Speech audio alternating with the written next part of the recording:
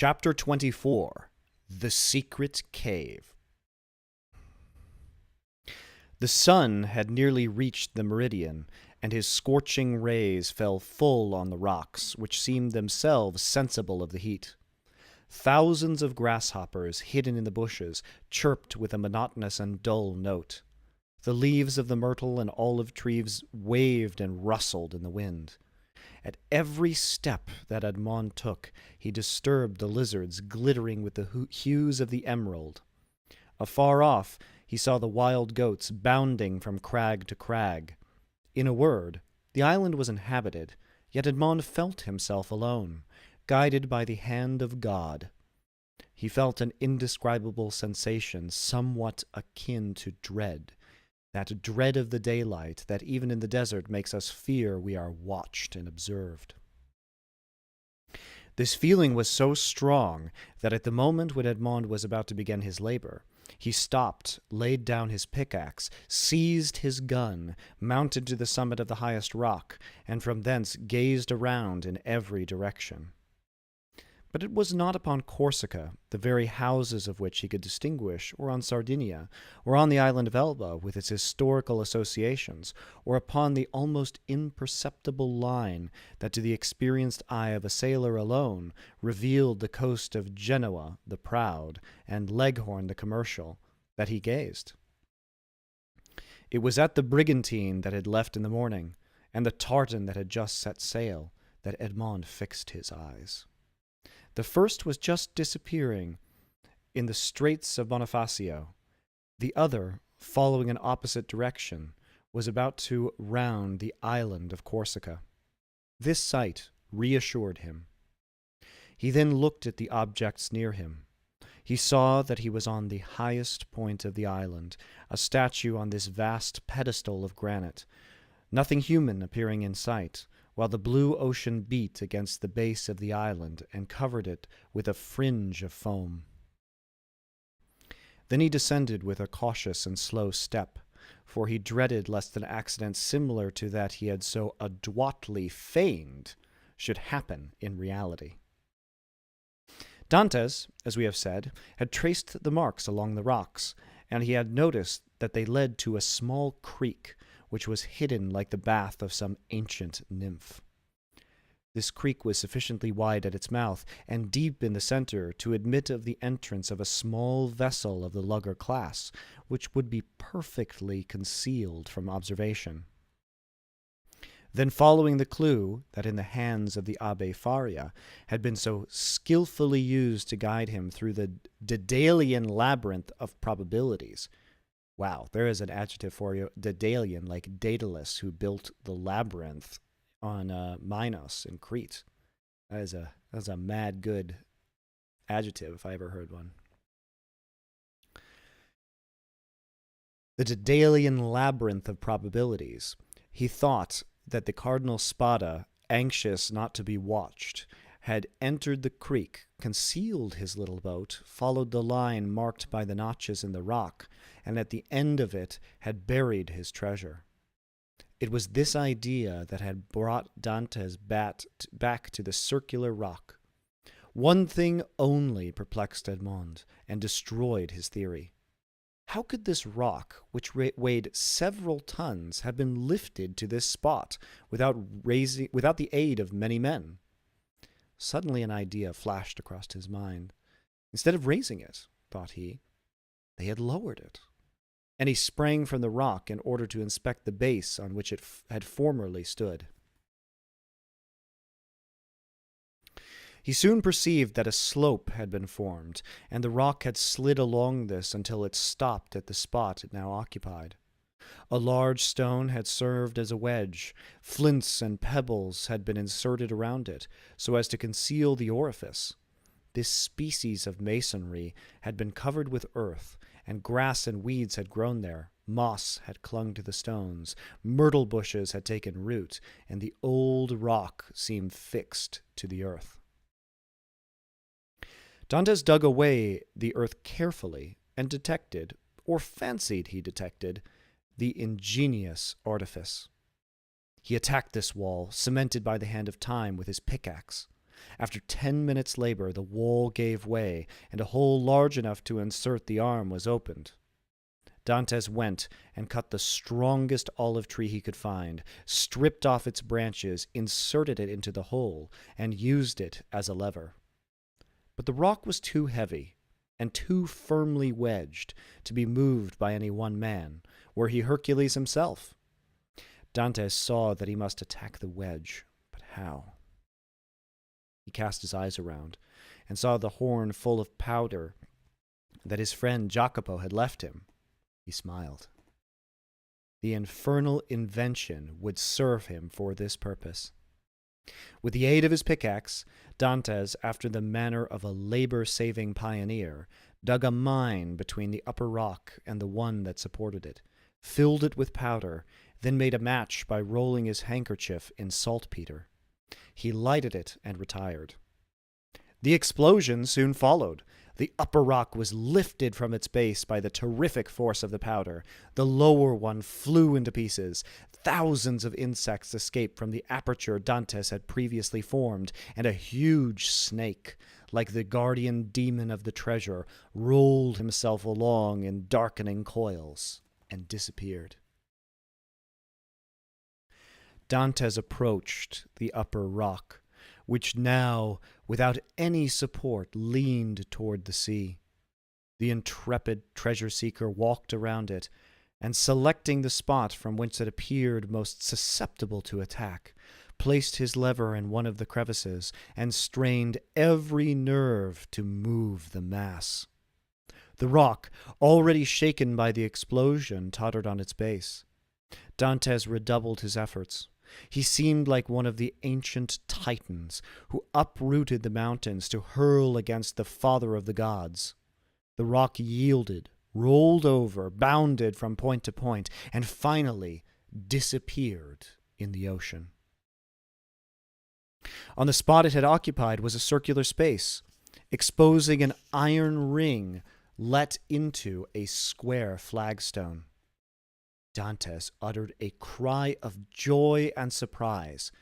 Never had a first attempt been crowned with more perfect success.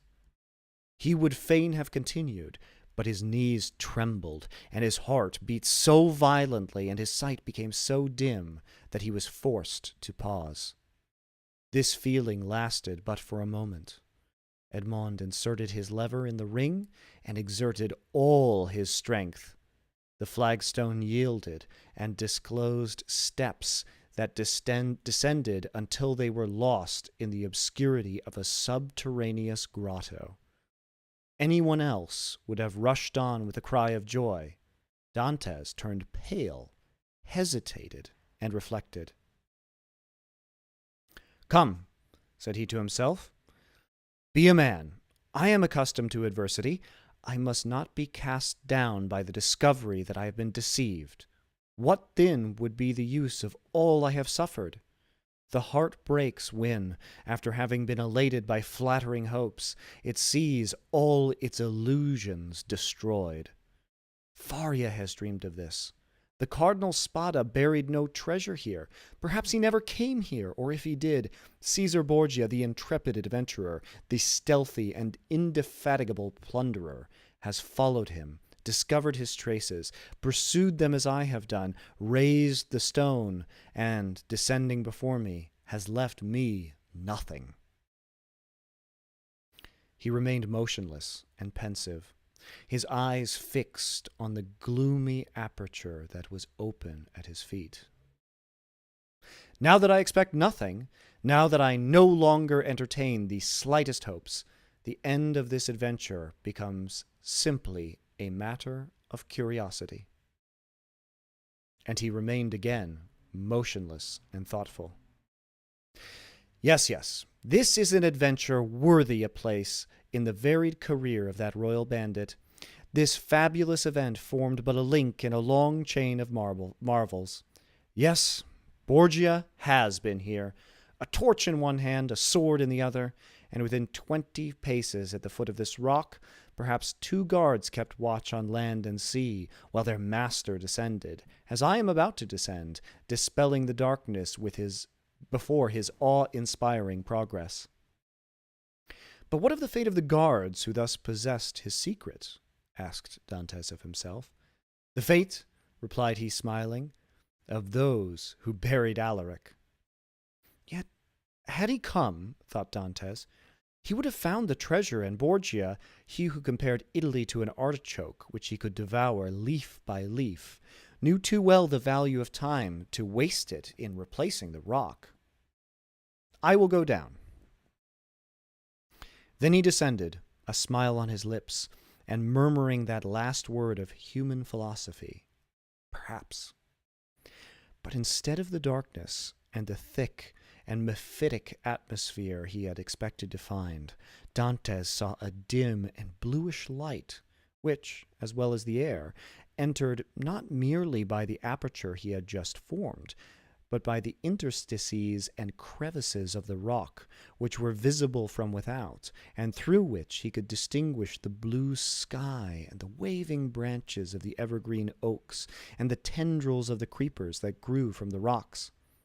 After having stood just a few minutes in the cavern, the atmosphere of which was rather warm than damp, Dantes's eyes, habituated as it was to darkness, could pierce even to the remotest angles of the cavern, which was of granite that sparkled like diamonds. Alas, said Edmond, smiling, these are the treasures the cardinal has left, and the good abbé, seeing in a dream these glittering walls, has indulged in fallacious hopes. But he called to mind the words of the will, which he knew by heart. In the farthest angle of the second opening, said the cardinal's will. He had only found the first grotto. He had now to seek the second. Dantes continued his search. He reflected that the second grotto must penetrate deeper into the island. He examined the stones and sounded one part of the wall where he fancied the opening existed, masked for precaution's sake.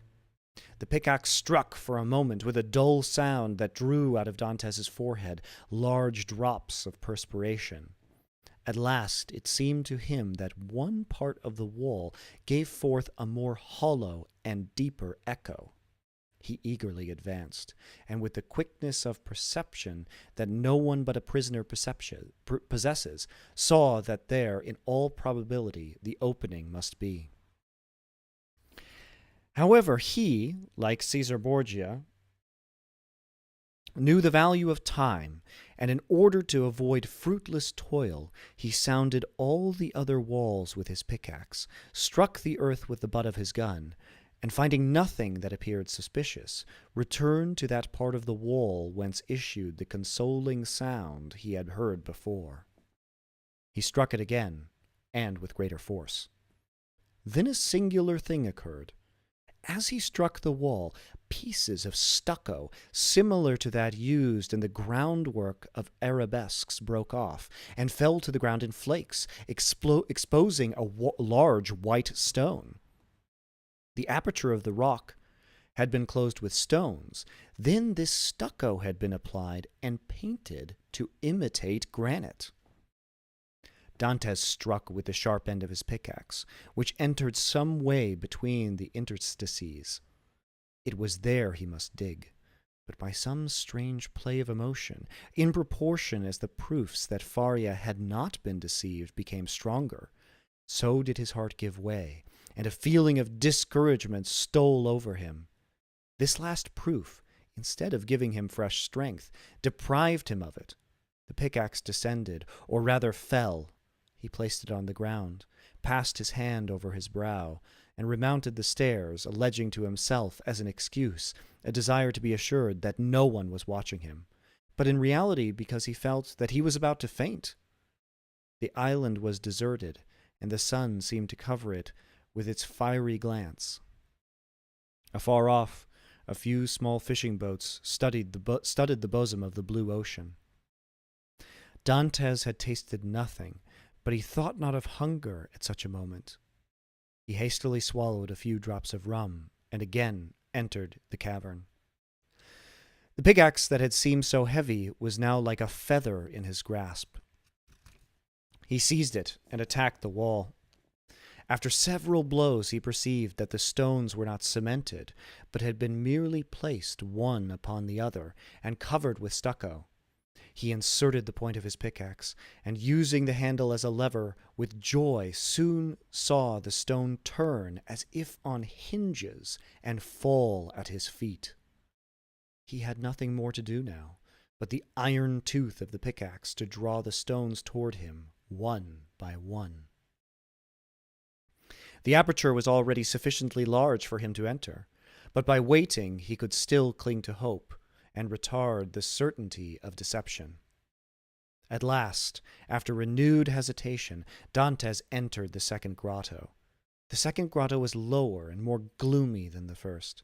The air that could only enter by the newly formed opening had the mephitic smell Dantes was surprised not to find in the outer cavern. He waited in order to allow pure air to displace the foul atmosphere, and then went on. At the left of the opening was a dark and deep angle. But to Dantes's eyes, there was no darkness. He glanced around this second grotto. It was, like the first, empty. The treasure, if it existed, was buried in this corner. The time had at length arrived. 2 feet of earth removed, and Dantes's fate would be decided.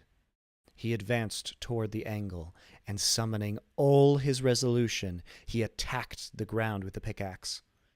At the 5th or 6th blow, the pickaxe struck against an iron substance. Never did funeral knell, never did alarm bell produce a greater effect on the hearer. Had Dantes found nothing, he could not have become more ghastly pale. He again struck his pickaxe into the earth, and encountered the same resistance, but not the same sound. "It is a casket of wood bound with iron," thought he. At this moment a shadow passed rapidly before the opening. Dantes seized his gun, sprang through the opening, and mounted the stair. A wild goat had passed before the mouth of the cave, and was feeding at a little distance.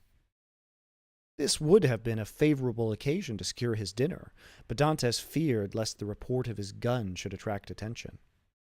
He thought a moment, cut a branch of a resinous tree, lighted it at the fire at which the smugglers had prepared their breakfast, and descended with this torch. He wished to see everything. He approached the hole he dug, and now, with the aid of the torch, saw that his pickaxe had in reality struck against iron and wood. He planted his torch in the ground and resumed his labor. In an instant, a space 3 feet long by 2 feet broad was cleared, and Dantes could see an oaken coffer bound with cut steel. In the middle of the lid he saw engraved on a silver plate, which was still untarnished, the arms of the Spada family. A sword, pale, on an oval shield like all the Italian armorial bearings, and surmounted by a cardinal's hat. Dantes easily recognized them. Faria had so often drawn them for him. There was no longer any doubt. The treasure was there. No one would have been at such pains to conceal an empty casket. In an instant he had cleared every obstacle away, and he saw successively the lock placed between 2 padlocks, and the 2 handles at each end, all carved as things were carved at that epoch, when the art rendered the commonest metals precious. Dantes seized the handles and strove to lift the coffer, but it was impossible. He sought to open it. Lock and padlock were fastened. These faithful guardians seemed unwillingly to surrender their trust. Dantes inserted the sharp end of the pickaxe between the coffer and the lid, and pressed with all his force on the handle, burst open the fastenings. The hinges yielded in their turn, and fell, still holding in their grasp fragments of the wood, and the chest was open.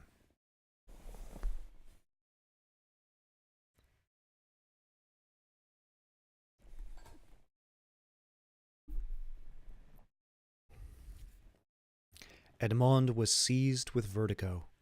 He cocked his gun and laid it beside him. He then closed his eyes as children do in order that they might see in the resplendent night of their own imagination more stars than are visible in the firmament, and he reopened them and stood motionless with amazement. 3 compartments divided the coffer. In the first blazed piles of golden coin. In the second were ranged bars of unpolished gold, which possessed nothing attractive save their value. In the third, Edmond grasped handfuls of diamonds, pearls, and rubies, which, as they fell on one another, sounded like hail against glass. After having touched, felt, examined these treasures, Edmond rushed through the caverns like a man seized with frenzy. He leaped upon a rock from whence he could behold the sea. He was alone, alone with these countless, these unheard-of treasures. Was he awake, or was it but a dream? He would fain have gazed upon his gold, and yet he had not strength enough. For an instant he leaned his head in his hands, as if to prevent his senses from leaving him, and then rushed madly about the rocks of Monte Cristo, terrifying the wild goats, and scaring the sea-fowls with his wild cries and gestures. Then he returned, and still unable to believe the evidence of his senses, rushed into the grotto, and found himself before this mine of gold and jewels. This time he fell to his knees, and, clasping his hands convulsively, uttered a prayer intelligible to God alone. He became calmer and more happy, for only now did he begin to realize his felicity. He then set himself to work to count his fortune.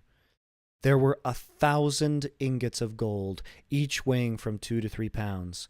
Then he piled up 25,000 crowns, each worth about 80 francs of our money, and bearing the effigies of Alexander VI and his predecessors. And he saw that the complement was not half empty. And he measured 10 double handfuls of pearls, diamonds, and other gems, many of which, mounted by the most famous workmen, were valuable beyond their intrinsic worth. Dantès saw the light gradually disappear, and fearing to be surprised in the cavern, left it, his gun in his hand. A piece of biscuit and a small quantity of rum formed his supper, and he snatched a few hours' sleep, lying over the mouth of the cave. It was a night of joy and terror, such as this man of stupendous emotions had already experienced twice or thrice in his lifetime.